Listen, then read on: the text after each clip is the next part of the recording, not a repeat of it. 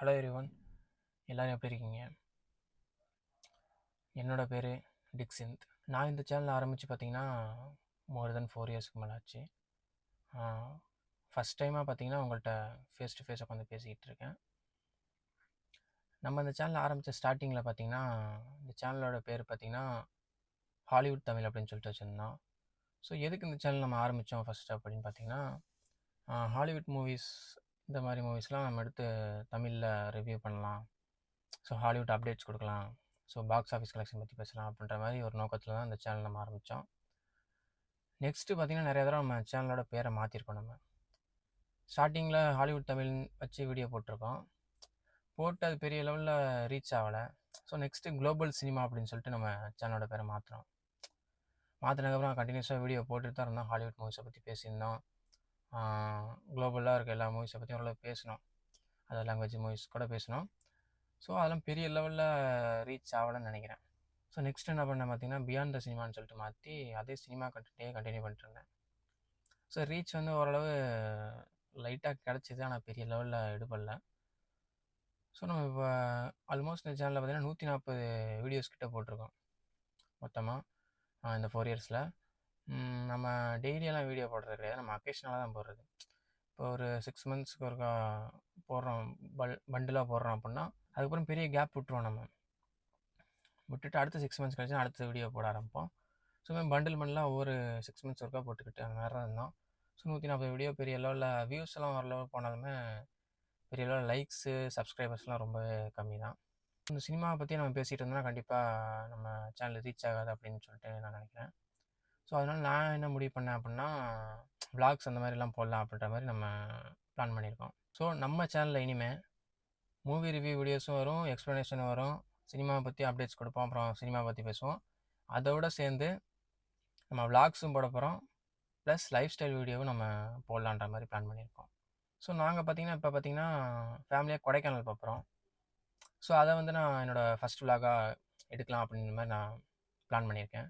முடிஞ்ச அளவு என்னோடய ஃபஸ்ட்டு விளாகை நான் குவாலிட்டியாகவும் என்டர்டெயின்மெண்ட்டாகவும் கொடுக்க ட்ரை பண்ணுறேன். ஸோ நான் ஃபஸ்ட்டு விளாக் எப்படி பிளான் பண்ணியிருக்கேன் அப்படின்னா ஃபுல் அண்ட் ஃபுல் பேக்ரவுண்டில் வாய்ஸ் போடுற மாதிரி தான்.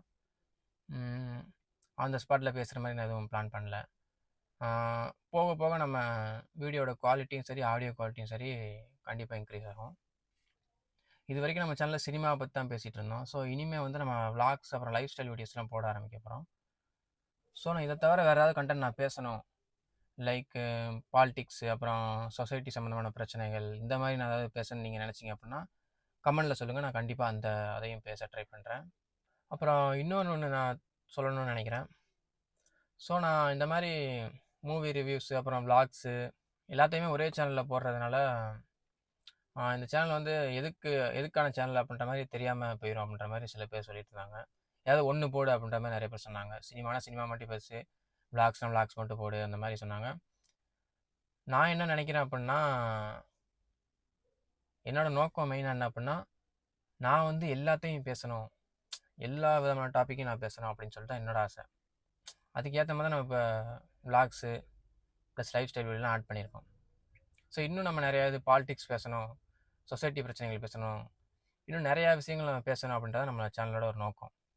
சரி, ஓகேங்க, நம்ம இன்ட்ரோ கொடுக்குறேன்னு சொல்லிட்டு ரொம்ப வளவலன்னு பேசாமல் நம்ம ஃபஸ்ட்டு விளாக்குள்ளே போகலாம். I hope this video going to be good. என்னோடய ஃபஸ்ட்டு விளாக் வந்து போட்டிருக்கேன். நீங்கள் அந்த வீடியோ பார்த்துட்டு விளாக் எப்படி இருக்குன்னு சொல்லிட்டு அதையும் கமெண்ட்டில் சொல்லுங்கள்.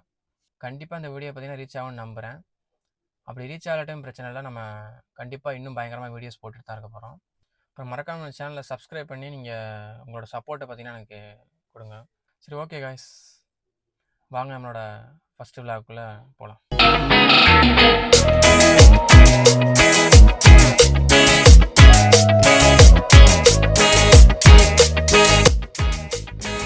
ஷார்ப்பாக மார்னிங் 4 o'clock பார்த்தீங்கன்னா வீட்டிலேருந்து கிளம்பிட்டாங்க. இப்போ பார்த்தீங்கன்னா ஒரு 6 o'clock ஆகுது. பேரையூர் தாண்டி போயிட்டுருக்கோம்.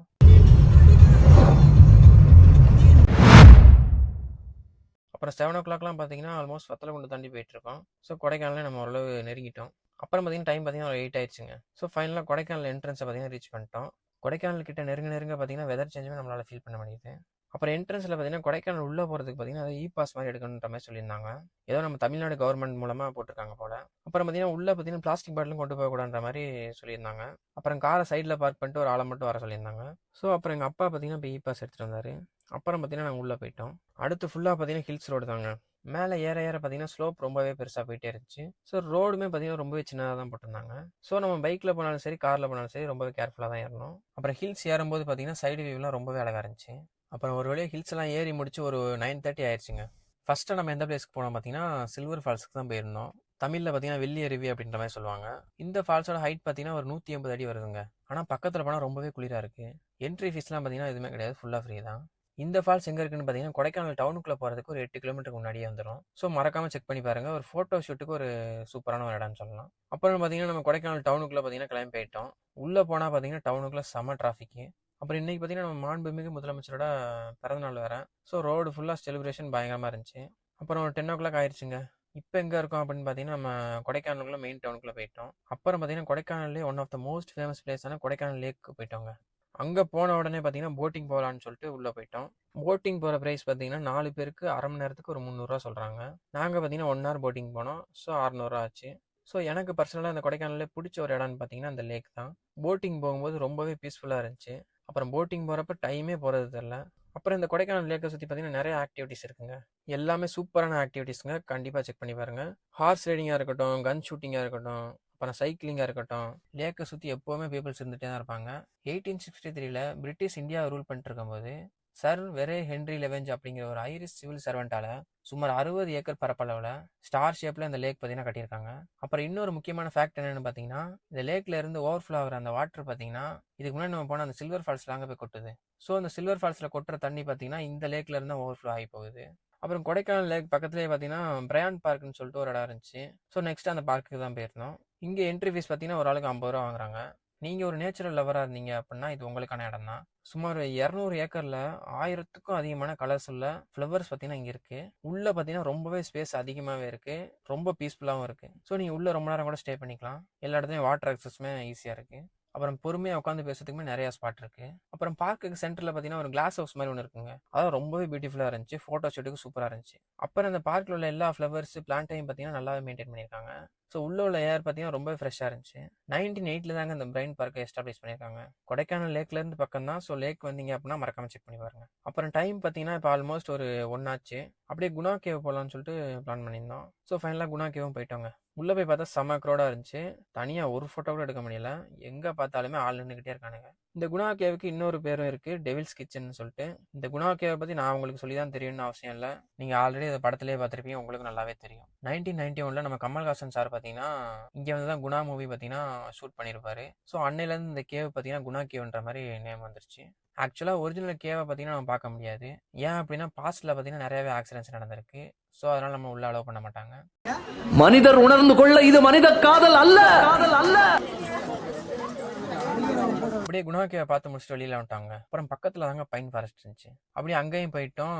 இங்கே பார்த்தீங்கன்னா என்ட்ரி ஃபீஸ் பார்த்தீங்கன்னா டோட்டலாக ஃப்ரீ தான். எந்த பக்கம் திரும்பினாலும் ஃப்ரேம் தாங்க. எல்லா இடமுமே பார்த்தீங்கன்னா சேமாக இருக்கிற மாதிரி ஒரு ஃபீல் வருங்க. இதுவும் ஒரு ரொம்பவே ஒரு பீஸ்ஃபுல்லான இடம் தாங்க.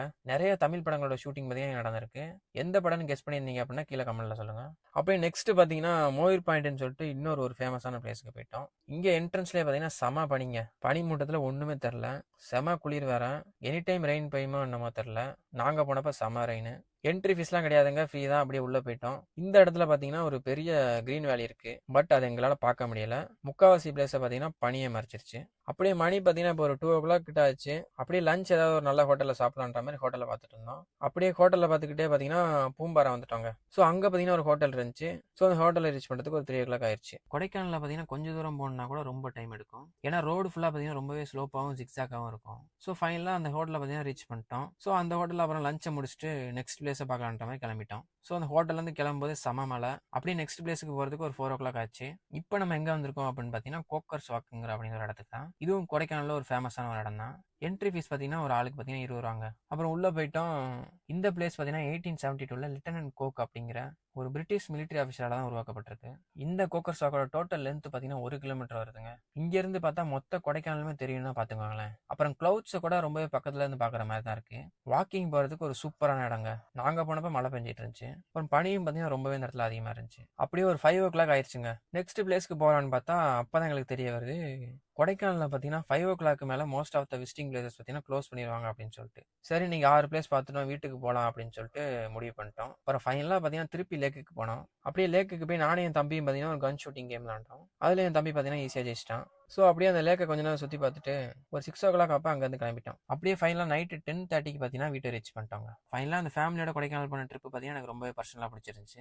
எனக்கு இதுதான் கொடைக்கானல் ஃபர்ஸ்ட் டைம். நம்மளில் நிறைய பேர் இந்தியாவில் என்னடா இருக்குது, தமிழ்நாட்டில் என்னடா இருக்குது, அங்கே அந்த நாட்டை பாடுறா என்ன மாதிரி பிளேஸ்லாம் இருக்குன்னு சொல்லிட்டு இன்னொரு நாட்டை பற்றி நம்ம புலம்பிட்டு இருப்போம். ஸோ எனக்கு என்ன தோணுது அப்படின்னா, நம்ம தமிழ்நாட்டிலையுமே கொடைக்கானல் மாதிரி இன்னும் நிறைய பிளேசஸ் ரொம்பவே அழகாக இருக்குது. நிறைய வேறு வேறு ஸ்டேட்ல இருந்து நிறைய பேர் வந்து கொடைக்கானலில் பார்த்தாங்க. நான் மேக்ஸிமம் பார்த்தீங்கன்னா கொடைக்கானலில் வேறு ஸ்டேட் பீப்புளை தான் அதிகமாக பார்த்தேன். ஸோ மோஸ்ட் ஆஃப் தம் பார்த்தீங்கன்னா அதர் ஸ்டேட்ஸ்லேருந்து தான் வர்றாங்க. ஸோ இந்தியாவோட எல்லா ஸ்டேட்லேருந்து வந்து நம்ம தமிழ்நாட்டில் உள்ள நம்ம கொடைக்கானலில் நிறைய பேர் பார்த்துட்டு தான் இருக்காங்க. அந்த மாதிரி ஒரு செம்ம சூப்பரான ஒரு பிளேஸ் தான் நம்ம கொடைக்கானல். சரி, ஓகே காய்ஸ், எல்லோரும் வீடியோ பார்த்துருப்பீங்கன்னு நம்புகிறேன். ஃபஸ்ட்டு வீடியோ ஃபுல்லாக பார்த்த எல்லாருக்கும் பார்த்தீங்கன்னா ஒரு தேங்க்ஸ் சொல்லிக்கிறேன். நம்ம அன்றைக்கி பார்த்தீங்கன்னா ஒரு 6 பிளேசஸ் போயிருந்தோம் கொடைக்கானலில். ஸோ ஆனால் இன்னும் சுற்றி பார்க்காத இடங்கள் நிறையாவே இருக்குது. நாங்கள் வந்து 1 day ட்ரிப் தான் பிளான் பண்ணியிருந்தோம். ஸோ 6 பிளேஸ் தான் எங்களால் போக முடிஞ்சிச்சு. கண்டிப்பாக நம்ம இதேமாதிரி விளாக்ஸ் நிறையா போட தான் போகிறோம் ஃப்யூச்சரில். கண்டிப்பாக நம்ம ஃப்யூச்சர் கொடைக்கானல் போகும்போது மீதி உள்ள இடங்களையும் கண்டிப்பாக எக்ஸ்ப்ளோர் பண்ணுவோம். நாங்கள் போன 6 பிளேஸையுமே நாங்கள் வந்து பெரிய லெவலில் நான் லைட்டாக தான் தொட்டு வந்த மாதிரி இருந்துச்சு. பெரிய லெவலில் எக்ஸ்ப்ளோர் பண்ணலான்னு தான் நினைக்கிறேன். ஸோ ஃப்யூச்சரில் நம்ம கண்டிப்பாக கொடைக்கானல் போனோம் அப்படின்னா அந்த 6 பிளேஸையும் சேர்த்து மிச்சம் உள்ள எல்லா இடத்தையும் பார்த்தீங்கன்னா கண்டிப்பாக பெரிய லெவலில் டீப்பாக எக்ஸ்ப்ளோர் பண்ணுவோம். நீங்கள் நெக்ஸ்ட் டைம் கொடைக்கானல் போனீங்க அப்படின்னா இந்த 6 பிளேஸ் ஏதாச்சும் மிஸ் பண்ணியிருந்தீங்க அப்படின்னா கண்டிப்பாக விசிட் பண்ணி பாருங்கள். சரி, ஓகே காய்ஸ், வீடியோ எப்படி இருந்துச்சுன்னு அப்படி கமெண்ட்டில் சொல்லுங்கள். சரி, ஓகே காய்ஸ், இந்த வீடியோ பிடிச்சிருந்தா லைக் பண்ணுங்கள், ஷேர் பண்ணுங்கள். இந்த வீடியோ பற்றின உங்கள் தாட்ஸை கமெண்ட்டில் சொல்லுங்கள். அப்படியே நம்ம சேனலுக்கு மறக்காமல் ஒரு சப்ஸ்கிரைப் பண்ணி விட்ருங்க. ஸோ ஓகே, பாய்.